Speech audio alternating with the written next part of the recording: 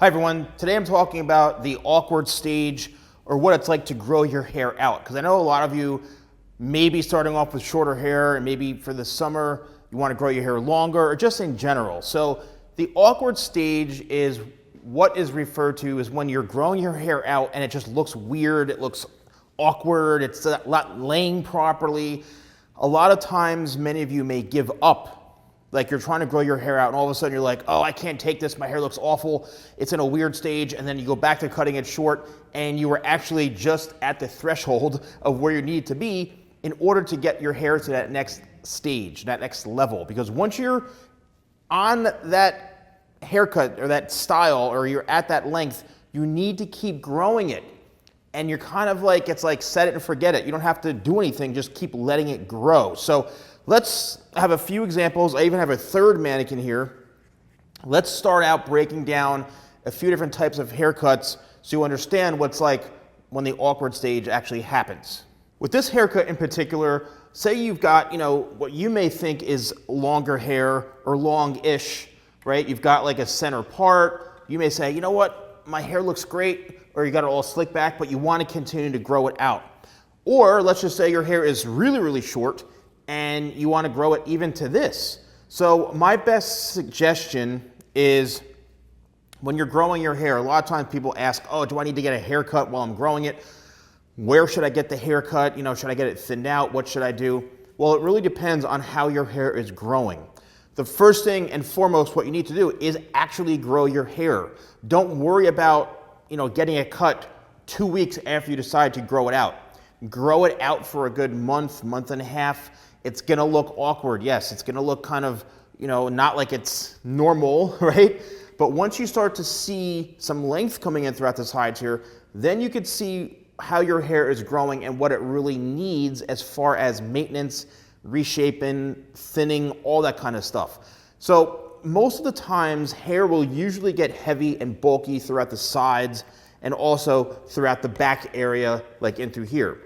If you're growing your hair out, right, and your hair is like a lot shorter on top, you want to have this type of haircut. What I would suggest is keep growing everything. Once it gets to a certain point or a certain length, trim the back down so it's a little more neat in through here. And you could even say, look, I'm trying to grow my hair out. I just need the sides and the back cleaned up. Maybe show them some photographs, even take a screenshot of something, like this. You could even have this piece coming down here. Take a screenshot of this. Say, I want my hair to grow out like this, where the sides have a little bit of length so I can kind of brush it back here, but it's getting out of control. So what you need to do is just trim down the sides and the back of where it's looking out of control. This can be done with scissors only.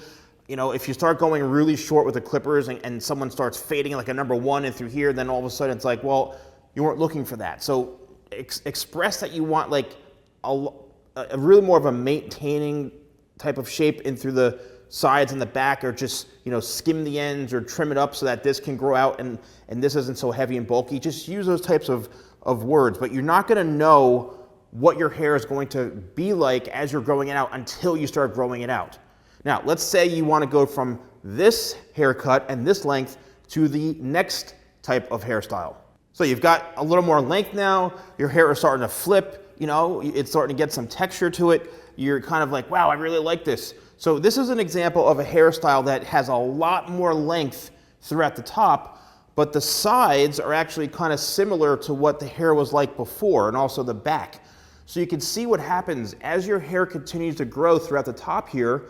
Look at all this length, but all this hair in through here is blended and a bit more tapered, and it works up into the length. Now, obviously the person who's cutting your hair, they need to understand how to do this properly, do this type of haircut, but a lot of this requires layering and having the right type of flow, knowing that it's shorter here and then works up longer in throughout the top. A lot of times this can be achieved by simply taking the hair and bringing it down to the length and cutting it, kind of straight across this way, and then bring this hair all out of the way and then trimming, say, around the ear, around this area, just to kind of neaten it up. But all of this can hang over this, but this is what's going to allow it to look a little bit neater. But we have this flow in through here.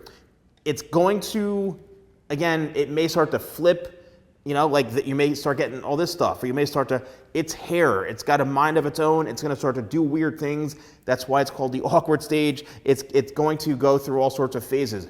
A lot of times in this case, your hand as a tool will work really, really well, because all you need to do is utilize your hand, maybe some, in my products, a blow dryer, and look, just like that, magically, the hair is not sticking out anymore. So you need to just practice and work with your hands and work with your hair to see what is going to help your hair look a little bit better as it's growing out. You could also try a few different products, like my shadow pomade is great. My matte pomade is great. Something very, very light just to kind of tame it and give it a little bit of shape. My Success Paste is really, really good.